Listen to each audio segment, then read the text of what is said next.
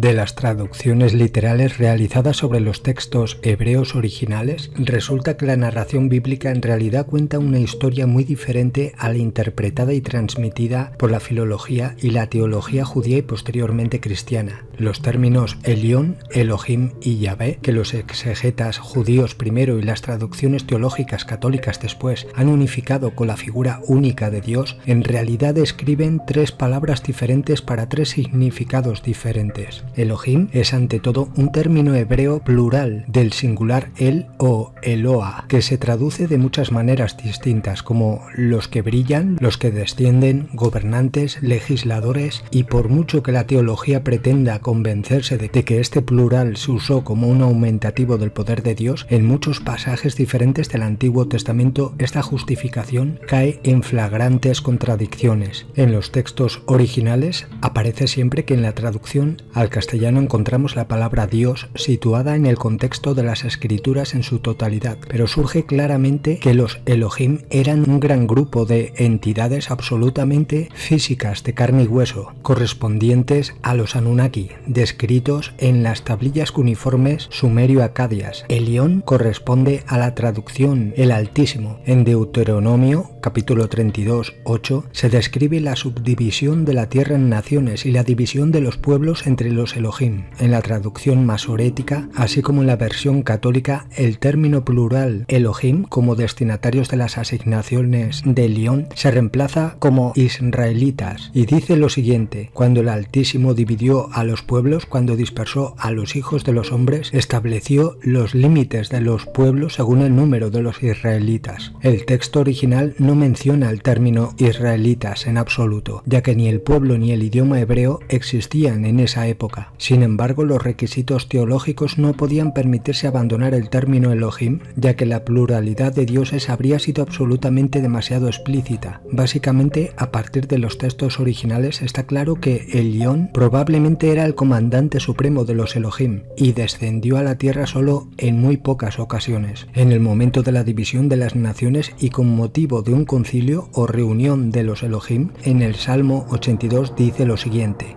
Dios se levanta en la asamblea divina, juzga entre los dioses, y dijo: dioses sois, todos sois hijos del Altísimo. Sin embargo, moriréis como cualquier hombre, caeréis como todos los poderosos. En esta narración, la traducción original nos cuenta cómo durante una asamblea de los Elohim, Elión se puso de pie y les habló retirándolos. Él les dijo: todos ustedes son Elohim, pero recuerden que ustedes también morirán, al igual que los Adán. Los Elohim eran una raza no humana, pero ciertamente de carne y hueso, física. Su apariencia, extraída de muy pocas pistas del Antiguo Testamento y escritos extrabíblicos, los describen como altos, con piel de color blanca lechosa, cabello blanco plateado y grandes ojos iridiscentes. Se les considera eternos o inmortales, pero solo por su longevidad desproporcionada en comparación con los Adán, habitantes de los Adama, literalmente los terrestres. Parece que podrían haber vivido entre 20.000 y 30.000 años,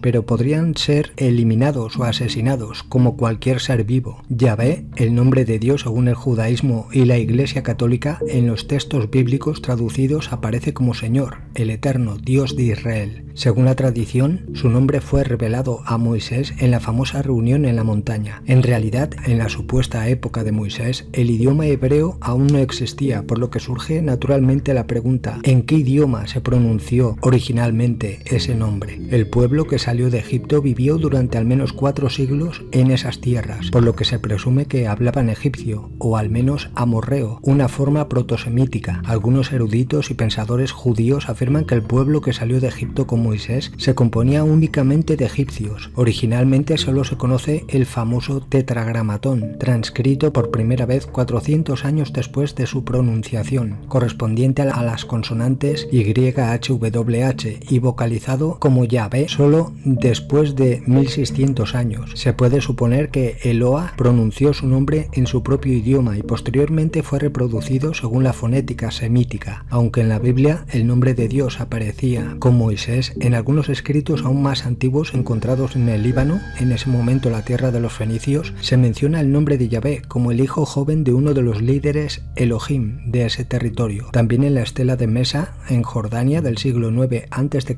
se encuentra el nombre Yahvé en disputa con el Eloah Quemos, deidad moabita. También se habla de Quemos en relación con la guerra durante la cual el valle de Sodoma y Gomorra fue destruido por las armas del terror, utilizadas por otro Eloah, Ninurta, sumerio acadio, hijo de Enlil, que gobernaba en Asiria, hoy Irak. Otros textos extrabíblicos reportan que Yahvé ya era conocido siglos antes en otros territorios con el nombre de Shaddai. Además, en los libros de la Biblia copta también se menciona a su compañera llamada Asera. En el lateral de la tinaja de Kuntilet Ajrut hay motivos iconográficos que muestran 3 figuras antropomórficas y una inscripción que nombra a la pareja Yahvé y su Asera, también conocido con el nombre de Anat o Asratum. Según los escritos bíblicos originales, así como los textos sumerio-acadios más precisos y detallados, los Elohim decidieron hacer al Adán cruzando su ADN con el del homínido presente en la tierra. En Génesis hay 2 episodios relacionados con la creación. En el primero, según la tradición, encontramos escrito lo siguiente: Dios dijo, hagamos al hombre a nuestra imagen y semejanza. La traducción correcta y literal del hebreo dice: los Elohim dijeron, hagamos a Adán con nuestra imagen, Adán será a nuestra semejanza. En hebreo se utiliza el término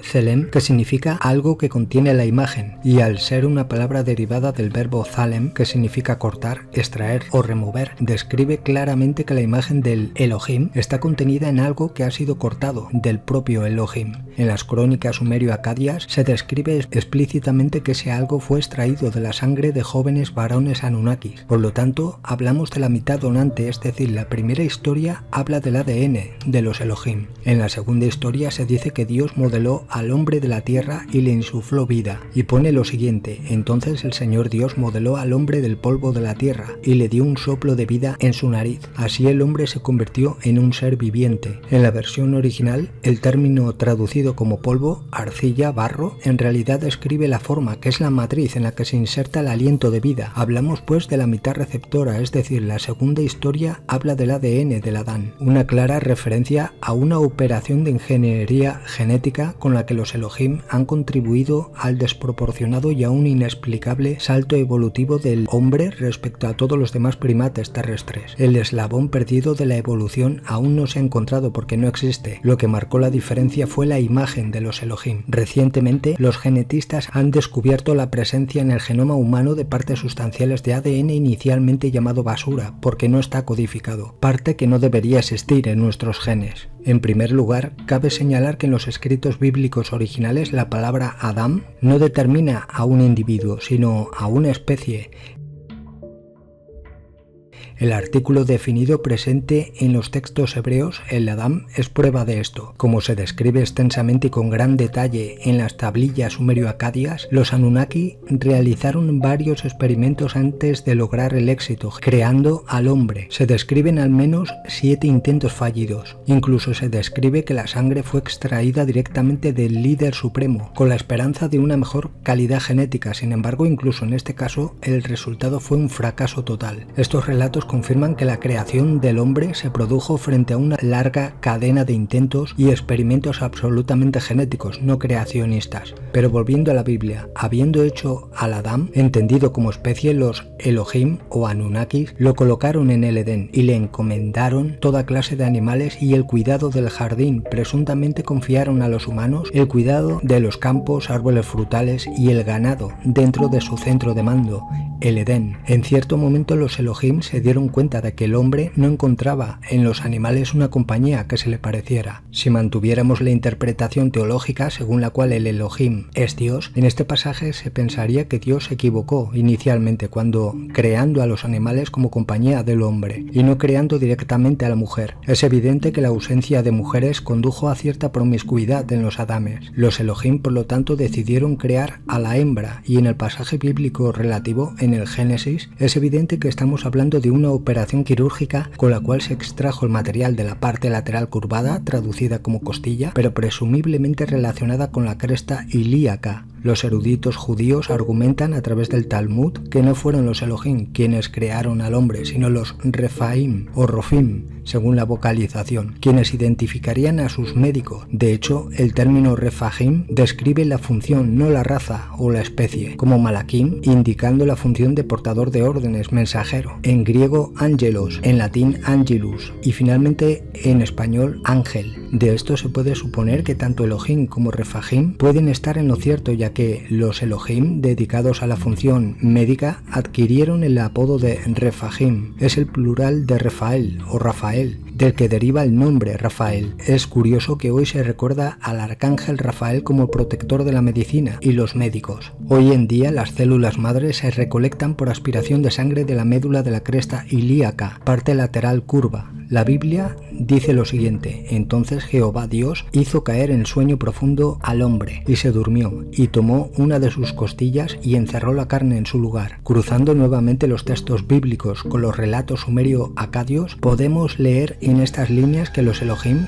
inducían a los sujetos a un sueño profundo, anestesia total, y tomaban células madre de la cresta ilíaca del Adán. Hecho esto, cerraron la carne en su lugar y después procedieron mediante clonación e intervenciones genéticas a la producción de seres femeninos, las Eva. Dentro del jardín del Edén se nos dice que se pusieron dos árboles, el árbol de la vida y el del conocimiento del bien y del mal. En realidad la Biblia confunde un poco sobre este tema, al mezclar uno con el otro varias veces. Todos conocemos bien la historia de la manzana y la serpiente, sin embargo la teología hace que la historia parezca un cuento de hadas, o al menos una metáfora destinada a insertar el pecado original, o la desobediencia hacia Dios. Evidentemente una lectura literal y corroborada por una traducción correcta y una investigación transversal con textos extrabíblicos y paralelos con todas las demás culturas, se pueden llenar los innumerables agujeros lógicos hoy dogmáticos por la filología judía y la teología católica.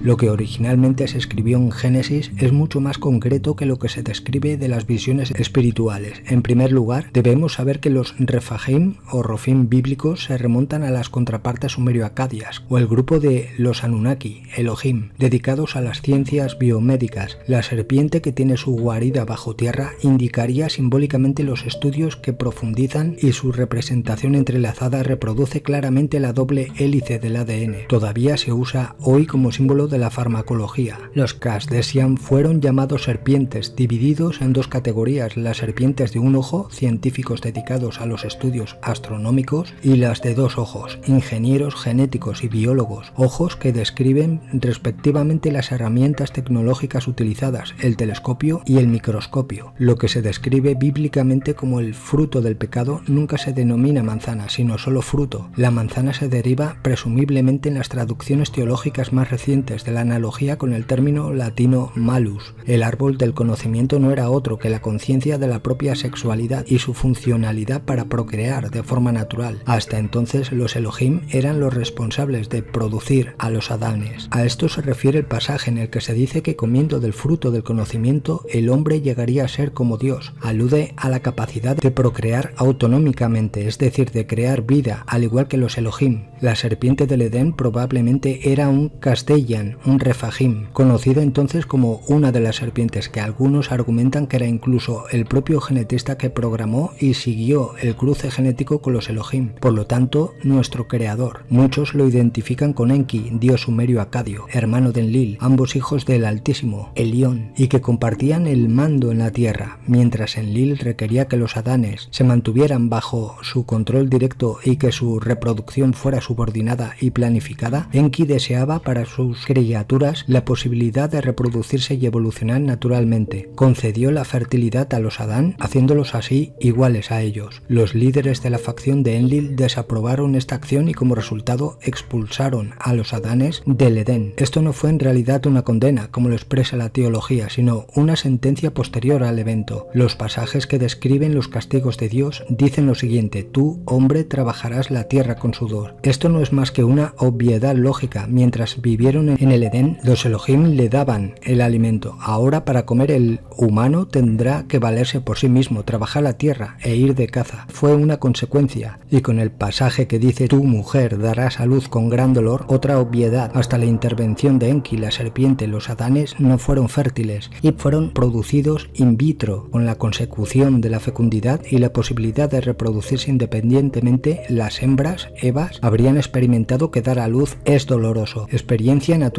también vivida por los Elohim. Una vez más, no hay condena, sino una simple consecuencia de su elección. Incluso el concepto del conocimiento del bien y del mal en la filología judía nunca se expresa como aspectos espirituales o morales, sino absolutamente prácticos y concretos. Es simplemente la experimentación directa de todos los aspectos de la vida, positivos o negativos. En esencia, los Elohim concedieron al Adán la libertad de experimentar su nueva condición. En Génesis 3:22 se dice: entonces dijo Jehová Dios: he aquí el hombre es como uno de nosotros en el conocimiento del bien y del mal. Ahora que no extienda más su mano y tome también del árbol de la vida, comiendo de él y viviendo para siempre. En este pasaje bíblico vuelve el plural nosotros, relativo a Dios. La preocupación del Enlil era que el Adán, ahora capaz de procrear libremente, pudiera acceder a la otra característica típica de los Elohim, su desmesurada longevidad. Nuestros genetistas de hoy en día apenas han comenzado a comprender los mecanismos responsables de la degeneración celular, los errores de copia del código genético en cada réplica. Es probable que los Elohim hayan tenido tal conocimiento genético que derrotaron tales filtraciones de información de ADN y por lo tanto puedan vivir más de 35.000 años. Por lo tanto, es concebible que temieran que el hombre, el Adán, pudiera acceder a tal conocimiento.